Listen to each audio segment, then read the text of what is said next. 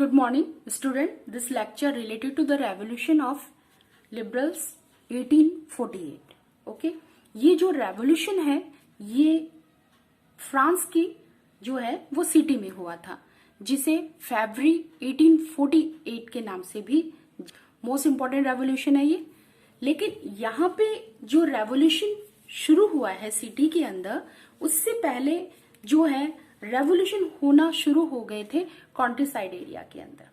और इन रेवोल्यूशन को जो ऑर्गेनाइज करने वाले थे वो थे poor person, peasants, worker, unemployed person. ये सारे लोग थे वो ये रेवोल्यूशन जो थे कॉन्ट्रीसाइड के अंदर कर रहे थे।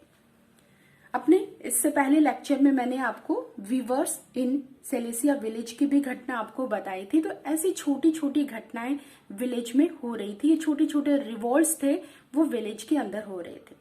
तो सिटी के अंदर जो रिवोल्ट करने वाले थे वो मिडिल क्लास के थे, एजुकेटेड मिडिल क्लास के थे। तो यहाँ पर हमारा जो क्वेश्चन है वो ये पूछा जाता है कि 1848 का जो रेवोल्यूशन, फरवरी रेवोल्यूशन था, उस रेवोल्यूशन को जो लेड किसके द्वारा या किसके द्वारा लीड किया जा रहा था, तो वो क्या है, कौन से रेवोल्यूशनरीज थे? वो एजुकेटेड मिडिल क्लास के रेवोल्यूशनरीज थे जो कि इसको शुरू किए हुए थे। और यहाँ पे जो फरवरी का जो 1848 का जो फ्रांस के अंदर रेवोल्यूशन हुआ था, वो रेवोल्यूशन इसलिए हुआ था क्योंकि वहां का जो रूलर था उससे लोग सेटिस्फाइड नहीं थे। वो प्रॉपरली अपना जो वर्क था वो नहीं कर पा रहा था, वो अंडर कंट्रोल रहता था यहाँ पे, तो जिसके चलते वो अपना वर्क नहीं कर पा रहा था, अपनी यहाँ पे जो सिटीजन्स थी उसको सेटिस्फाइड नहीं कर पा रहा था, और जिसके चलते ये रिवोल्ट हुआ। तो यहाँ बहुत ज्यादा डिटेल से एक्सप्लेन नहीं किया गया है फरवरी 1848 के इन फ्रांस के रेवोल्यूशन को। सिर्फ आपको यहाँ पे रिजल्ट मेंशन किया गया है कि इसका रिजल्ट क्या हुआ। काफी अगर ये 10+ से ऊपर की क्लासेस, आर्ट्स क्लासेस में जब हम इसकी स्टडी करते हैं तो बहुत ही डीप स्टडी इसकी है, लेकिन यहाँ पर जो है इसको सिर्फ आपको इंट्रोड्यूस किया गया है और सिर्फ रिजल्ट बताया गया है। तो यहाँ अगर 1848 के रेवोल्यूशन के रिजल्ट की बात करें तो सबसे पहले जो मोनार्की सिस्टम था उसे अबॉलिश कर दिया गया। The second is a republic based on universal male suffrage. It means male person को, इट मीन्स मैन को ही वोटिंग राइट दिया गया। Republic it means voting right के थ्रू जो है रिप्रेजेंटेटिव सिलेक्ट होंगे और वो ही गवर्नमेंट बनाएंगे। ये घोषणा कर दी गई यहाँ पर। लेकिन यहाँ पे हमेशा ही ऐसा ही होता है कि लोग अपने राइट्स के लिए जो है वो उठ खड़े होते हैं, लेकिन यहाँ पे एक नई चीज हमारे पास है।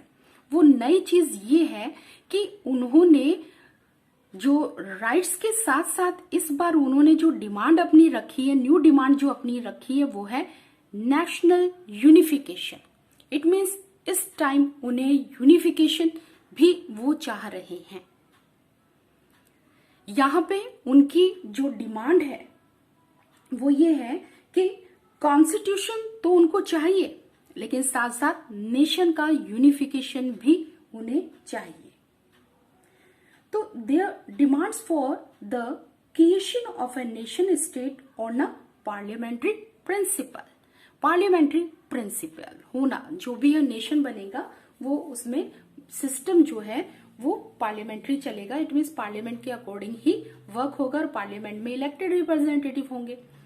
तो कौन से ऐसे प्रिंसिपल्स हैं, कौन से ऐसे सिद्धांत, तो such as a constitution, freedom of press, freedom of association से। इट मीन्स ग्रुप पार्टी बनाने का उनको राइट दिया जाए, उनको फ्रीडम दी जाए। ये सारे प्रिंसिपल्स हैं। तो आज जिन कंट्रीज को हम देखते हैं जैसे Germany, Italy, Poland, the Austro Hungarian empire, जो भी हम देख रहे हैं वो उस समय ऐसे नहीं थे। जर्मनी नाम का कोई भी स्टेट उस समय, कंट्री, नेशन वहां पे नहीं था। अगर बात जर्मनी की जाए उस समय की, तो यहाँ पे क्योंकि यहाँ पे एग्जाम्पल हमारा जर्मनी को एक्सप्लेन किया गया है, तो जर्मनी के बारे में ही थोड़ा सा मैं आपको बता दूं यहाँ पे कुछ डिटेल्स से, जो कि आपको हेल्प करेगा इन यूनिफिकेशन ऑफ अ जर्मनी। तो जर्मनी उस समय 300 स्टेट्स या छोटी छोटी यूनिट्स में डिवाइड था। और नेपोलियन के समय जर्मनी को, अगर आपको याद है, ट्रीटी ऑफ वेना में हमने बताया था कि 39 स्टेट को जोड़कर जर्मनी बनाया गया था, जहां पे जो पीपल थे, जो मेजोरिटी ऑफ पीपल बोला जाए इन यूनिट्स, इन स्टेट्स के अंदर, तो वो जर्मन स्पीकिंग थे। तो जहां पे जर्मन बोला जाता था, उन सारे स्टेट को जोड़कर 39 स्टेट को जोड़कर एक बहुत बड़ा महासंघ बनाया गया था, जिसे during the treaty of Vienna untouch रख दिया गया था। तो ये सारे के सारे नेशन, उस समय ऐसा कुछ भी नहीं था। तो इन नेशन की डिमांड जोर पकड़ती गई। इट मीन्स हमेशा वो डिमांड तो कर रहे थे कि कॉन्स्टिट्यूशन हो, फ्रीडम ऑफ प्रेस हो, ये सब हो, लेकिन इस टाइम उनकी जो ये डिमांड है वो नेशनल यूनिफिकेशन के साथ जुड़ गई है। इट मीन्स वो अपने नेशन का यूनिफिकेशन चाहते हैं, वो नहीं चाहते कि अब छोटे छोटे टुकड़ों में रहा जाए। तो यहां पे एग्जाम्पल हम जर्मनी का लेते हैं। The German reason a large number of the political associations whose members were middle class, professionals, businessmen and the prosperous artisans come together in the city of the Frankfurt and decided to vote for an all German nation assembly. It means middle class के लोगों ने इस time decide कर लिया है कि वो vote देंगे ऑल जर्मन नेशनल असेंबली को। इलेक्शन होता है, वोट मिलता है, वोट देते हैं, और ऑन 18 मई 1848 को जो है 831 इलेक्टेड रिप्रेजेंटेटिव जो है एक जुलूस उनका निकाला जाता है, मार्च करते हुए वो फ्रैंकफर्ट पार्लियामेंट में जाते हैं। अब ये फ्रैंकफर्ट पार्लियामेंट क्या है? एक चर्च है, चर्च ऑफ सेंट पॉल। उस चर्च को उन्होंने पार्लियामेंट में कन्वर्ट कर दिया। बहुत ही लार्ज एरिया था जिसमें बहुत सारे लोग बैठ सकते थे, तो यहाँ पे उसे एक पार्लियामेंट में कन्वर्ट कर दिया गया। और ये चर्च जो है ये फ्रैंकफर्ट सिटी के अंदर है, इसलिए इसको फ्रैंकफर्ट पार्लियामेंट का नाम दिया गया। 1 मार्क क्वेश्चन रिगार्डिंग पूछा जाता है कि फ्रैंकफर्ट पार्लियामेंट जो है वो कहाँ ऑर्गेनाइज की गई थी? तो वो ऑर्गेनाइज की गई थी in the church of Saint Paul. तो फ्रैंकफर्ट पार्लियामेंट, और ये जो पूरा का पूरा हमारा जो पैरा है वो फ्रैंकफर्ट पार्लियामेंट को ही जो है एक्सप्लेन कर रहा है। वो इंसिडेंट जो जर्मनी के साथ हुआ था फ्रैंकफर्ट पार्लियामेंट में, उसको यहाँ पे एक्सप्लेन किया गया है। तो फ्रैंकफर्ट पार्लियामेंट के अंदर वो 831 इलेक्टेड रिप्रेजेंटेटिव हैं, वो वहां जाके बैठते हैं और उनका काम है कॉन्स्टिट्यूशन ड्राफ्ट करना। कॉन्स्टिट्यूशन वो ड्राफ्ट करते हैं और मोनार्की सिस्टम वो चाह रहे हैं। इट मीन्स कॉन्स्टिट्यूशनल मोनार्की चाह रहे हैं वो। कॉन्स्टिट्यूशन ड्राफ्ट करने के बाद में वो एक ऐसे रूलर या किंग की तलाश में है जो कि उनको क्या करे? कॉन्स्टिट्यूशन के अकॉर्डिंग वर्क करके दिखाए। इट मीन्स उनके अकॉर्डिंग वर्क करे। तो यहां पर फ्रेडरिक विलियम फोर्थ है जो किंग ऑफ प्रूशिया है। इसी पर्सन को वो सिलेक्ट करते हैं कि वो पार्लियामेंट के अकॉर्डिंग वर्क करे, पार्लियामेंट के अधीन रहकर काम करे। A monarchy subject to a parliament. तो वो they drafted a constitution for German nation to be headed by a monarchy subject to a parliament. It means वो कॉन्स्टिट्यूशन ड्राफ्ट करेंगे, रूल एंड रेगुलेशन बनाएंगे, और रूल एंड रेगुलेशन के according ही एक king, monarchy word यहाँ पे है, एक किंग जो है वो पार्लियामेंट के अकॉर्डिंग, पार्लियामेंट के अधीन रहकर ही वर्क करेगा। और इस पार्लियामेंट में क्या होगा? रिप्रेजेंटेटिव्स होंगे, इलेक्टेड रिप्रेजेंटेटिव्स होंगे। यहाँ पे उस किंग को सिलेक्ट कर लिया जाता है, Frederick William fourth, king of Prussia. उसको सिलेक्ट किया जाता है, लेकिन इस किंग ने रिजेक्ट कर देता है। He rejected it and join the monarch to oppose the elected assembly. और उस मोनार्च ग्रुप को जाकर ज्वाइन कर लेता है जो इलेक्टेड असेंबली में बिलीव नहीं करती, उसको अपोज करती है, उसके साथ जो है वो ज्वाइन कर लेता है। अब अरिस्टोक्रेसी, जो रिच पर्सन है वहां के क्लास के, जो मिलिट्री है वो स्ट्रोंग हो जाती है, क्योंकि अब जो मिडिल क्लास का जो पलड़ा है वो कमजोर पड़ जाता है, क्योंकि उनके द्वारा बनाया गया कॉन्स्टिट्यूशन बेकार हो गया, उसको कोई एक्सेप्ट करने वाला नहीं है, तो वो कमजोर हो जाते हैं। और ऐसे जो मिडिल क्लास जो कमजोर हो गए हैं उनको बाहर जो है हट निकाल दिया जाता है, और साथ में उनका खुद का जो वर्कर्स है, आर्टिशियंस है, उनका सपोर्ट भी वो खो देते हैं, क्योंकि वो उन लोगों की डिमांड को जो है आगे नहीं पहुंचाते। At the end troops were called in and the assembly were forced to disband, भंग कर दी जाती है, कैंसिल हो जाती है ये असेंबली। तो ये असेंबली कहां पे ऑर्गेनाइज की गई थी? ये फ्रैंकफर्ट पार्लियामेंट में की गई थी। तो यहाँ पे ये पूरा का पूरा जो इंसिडेंट है वो फ्रैंकफर्ट पार्लियामेंट का भी आता है। ठीक है, तो फ्रैंकफर्ट पार्लियामेंट से रिगार्डिंग जो क्वेश्चन पूछा जाएगा वो आंसर यहीं से रहेगा। और यहाँ पे अगर क्वेश्चन पूछा जाए कि मिडिल क्लास ने उनका सपोर्ट जो है, जो वर्कर जो आर्टिशियंस है, उनका सपोर्ट जो है क्यों लूज कर दिया, क्यों वो लॉस्ट किया, तो यहाँ पे उसका आंसर आपके पास है। तो यहाँ पे फ्रैंकफर्ट पार्लियामेंट है, और यहाँ पे रिजल्ट ऑफ द रेवोल्यूशन 1848 है, and who lead the revolution, okay, and in this revolution what were the demand of the nationalist, liberal nationalist, ये है आपका। और फ्रैंकफर्ट पार्लियामेंट हो गया। In this para the role of women, okay. तो यहाँ पर अगर वुमेन की बात करें तो 9th क्लास में हमने फ्रेंच रेवोल्यूशन के अंदर रोल ऑफ वुमेन को बहुत अच्छे से स्टडी किया था कि वुमेन जो है वो एक्टिवली पार्टिसिपेट कर रही थी इन रेवोल्यूशन में, कि उन्हें किसी तरह से पॉलिटिकल राइट्स मिल जाए। और बहुत सारी जो वुमेन्स हैं उन्होंने अपने खुद के political associations, founded newspaper and take part in political meetings, ये सब उन्होंने शुरू कर दी थी। लेकिन इनका मतलब ये नहीं कि उनको कोई पॉलिटिकल राइट्स मिले। ये कंट्रोवर्शियल जो टॉपिक बना हुआ था कि वुमेन को पॉलिटिकल राइट्स दिए जाएं कि नहीं दिए जाएं, ये।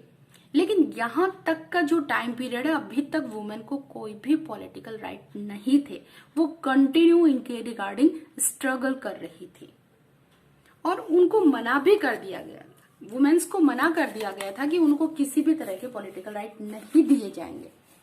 इवन नेपोलियन ने तो उन्हें यहां तक कहा था कि वुमेन को जो है शादी से पहले अपने फादर के कंट्रोल में रहे और शादी के बाद में अपने हस्बैंड के कंट्रोल में रहे, उन्हें पॉलिटिकल एक्टिविटी में पार्टिसिपेट करने की कोई रिक्वायरमेंट नहीं है। अब यहाँ पे ये जो पूरा का पूरा जो पिक्चर है ये Frankfurt parliament in the church of the Saint Paul का है, जिसमें डाउनवर्ड अगर आप यहाँ देखें तो सबसे पहले यहाँ पे एल्गोरी फिगर है जर्मनी का, जर्मेनिया, ओके। और यहाँ पे पार्लियामेंट ऑर्गेनाइज की जा रही है, और इस पार्लियामेंट के अंदर जो मेल है वो बैठे हुए हैं। और गैलरी में देखें तो यहाँ पे वुमेन है, इस गैलरी में वुमेन है जो कि सिर्फ और सिर्फ ऑब्जर्वर है वहां की। वो किसी भी तरह से क्वेश्चन आस्क नहीं कर सकती, किसी का आंसर नहीं दे सकती, वो सिर्फ इस प्रोसेस को, इस वर्क को वो सिर्फ देख सकती हैं। तो यहाँ 1848 तक हम पहुंच चुके हैं और हम रियलाइज कर चुके हैं कि उनकी स्ट्रगल जो है अभी तक रंग नहीं लेके आई है, उनको कोई भी पॉलिटिकल राइट नहीं दिए गए। जबकि बहुत सारी जो लेडीज हैं वो अपने न्यूज़पेपर पब्लिश करती हैं, बुक राइट करती हैं, और बहुत सारे पॉलिटिकल क्लब जो है, एसोसिएशंस हैं, वो उन्होंने बना के रखी हैं, लेकिन अभी तक उनको कोई भी ऐसा राइट नहीं दिया गया है। अब conservatives force were able to suppress liberal movement in 1848. They could not restore the old order. क्या 1848 का रेवोल्यूशन जो है वो सक्सेस हुआ? नहीं, उस रेवोल्यूशन को सरप्रेस कर दिया गया है यहाँ पे कंजर्वेटिव के थ्रू।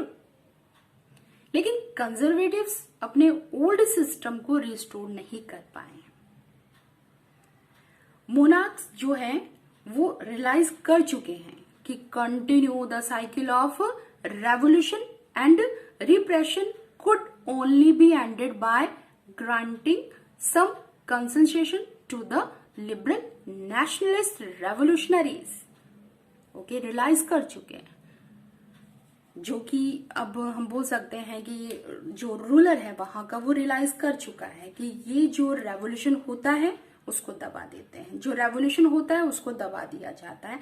तो ये साइकिल जो है रेवोल्यूशन का और रिप्रेशन का, ये ऐसा ही चल रहा है और हम इसको अगर खत्म करना चाहते हैं तो उसका एक ही तरीका है कि जो भी लिबरल नेशनलिस्ट रेवोल्यूशनरीज हैं उनको कुछ ना कुछ अधिकार, कुछ ना कुछ उनकी बातें हमें जो है माननी पड़ेगी। In the year after 1848, the autocratic monarchies of Central and Eastern Europe began to introduce the changes that had already taken place in Western Europe before 1850. 1850 before it means Napoleon का टाइम। तो 1815 का जो time period है वो Napoleon का है, और यहाँ पे western part, central western part बोला है, इट मीन्स ये पार्ट जो नेपोलियन के अंडर में था, कंट्रोल था। तो यहाँ पे इस पार्ट में जो जो नेपोलियन ने रिफॉर्म्स किए थे, जो जो नेपोलियन ने जो जो सिस्टम वहां पे अप्लाई किया गया था, तो वो चाहते हैं कि अब उनमें से कुछ चीजें हमें एक्सेप्ट करनी पड़ेगी, तभी जाके ये रिप्रेशन और रेवोल्यूशन का जो साइकिल है वो बंद होगा। इस topic for the making of Germany and Italy. 4.1 Germany, can the army be the architect of a nation? Okay, here the topic start with the question कि आर्मी क्या एक नेशन को बिल्डअप कर सकती है? ओके, तो यहाँ पे इटली और जर्मनी की अगर हम बात करें तो यहाँ पे जो यूनिफिकेशन है, इन दोनों कंट्रीज का जो यूनिफिकेशन है, ये यूनिफिकेशन हुआ है on the basis of army. It means army के एफर्ट से वहां पर यूनिफिकेशन हुआ था, जो कि जर्मनी से रिगार्डिंग मैंने आपको पहले ही बोला था कि जर्मनी पहले 300 स्टेट्स में छोटी छोटी यूनिट्स में डिवाइड था, जिसे नेपोलियन के समय 39 जो है ग्रुप का एक बहुत बड़ा, जहां पे जर्मन बोली जाती थी, उसको जोड़कर एक बहुत बड़ा जो है महासंघ बना दिया जाता है। और यहाँ पे जो है डिमांड, यूनिफिकेशन की जो डिमांड है टाइम टू टाइम जो है वो जोर पकड़ दी जाती है, और यहाँ पे जो भी नेशनलिस्ट सेंटिमेंट्स है, जो भी राष्ट्रीय भावनाएं हैं, उन भावनाओं का जो यूज है वो कंजर्वेटिव्स करते थे। कि जनरली जो ये नेशनलिस्ट क्या चाहते हैं, ये चाहते हैं यूनिफिकेशन, ये चाहते हैं कि इनकी डिमांड को पूरा किया जाए, और उनकी डिमांड को अगर कंजर्वेटिव्स एक्सेप्ट कर लेते हैं और इसके अकॉर्डिंग वर्क करते हैं, तो इट मीन्स वो कहीं ना कहीं हम बोल सकते हैं कि इन नेशनलिस्ट के हार्ट में अपना, उनके दिल में अपनी जगह बनाते हैं। इट मीन्स अपने पावर को वो प्रमोट करते हैं। तो यहाँ पे जो नेशनलिस्ट सेंटिमेंट्स थी उनको कंजर्वेटिव्स जो हैं वो हेल्प करते हैं। कंजर्वेटिव्स हेल्प करते हैं, मतलब मोनार्की सिस्टम हेल्प करती है, आर्मी हेल्प कर रही है, तो ये अच्छा एग्जाम्पल है। देखिए, जब नेशनलिस्ट फीलिंग मिडिल क्लास में राइज होती है, wide spread among middle class Germans, okay, तो वो डिमांड करते हैं यूनिफिकेशन का। और यूनिफिकेशन का जो उनके द्वारा जो डिमांड की जाती है, अगर आपको रिमेम्बर है 1848 का रेवोल्यूशन, फ्रैंकफर्ट पार्लियामेंट अगर आपको याद है, तो यहाँ पे जो हमारा ये पार्ट है उस फ्रैंकफर्ट पार्लियामेंट के साथ जुड़ जाता है कि फ्रैंकफर्ट पार्लियामेंट के अंदर वो जो डिमांड थी, जो यूनिफिकेशन की डिमांड वहां पे डिस्कस की जा रही थी, जो उसके अकॉर्डिंग वर्क किया जा रहा था, वो पूरी तरह से कैंसिल हो जाता है।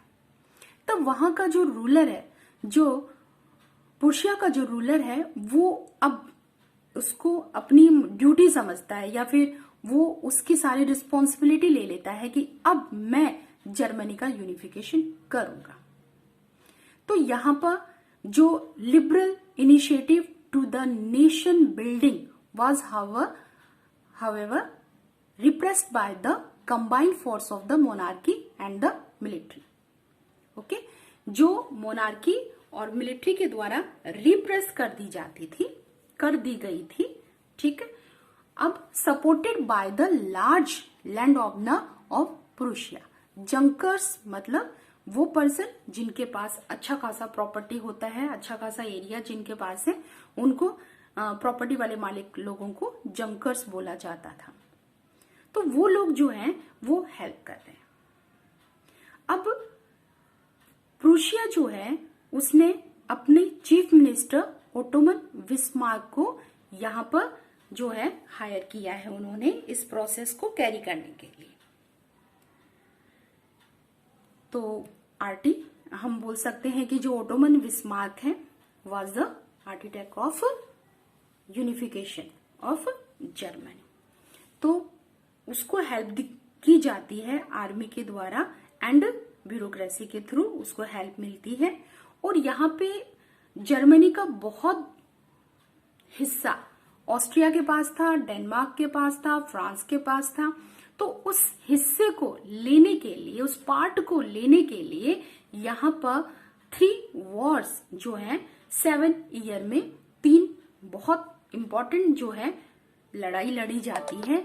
और ऑस्ट्रिया, डेनमार्क, इन सब से जो है वो ले लिया जाता है एरिया और उसका यूनिफिकेशन कर दिया जाता है।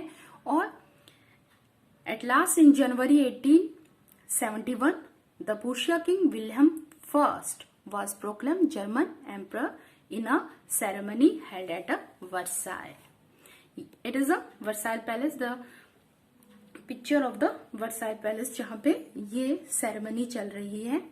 ओके, यहाँ पे जो है बहुत सारे रिप्रेजेंटेटिव्स ऑफ द आर्मी, जो इम्पोर्टेंट मिनिस्टर हैं प्रूशिया के, जिसमें चीफ मिनिस्टर ओटोमन बिस्मार्क हैं, वो सब यहाँ पे गैदर होते हैं। और यहाँ पे Kaizer William first of Prussia को वहाँ जर्मनी का जो है वो एम्पर सम्राट घोषित कर देते हैं।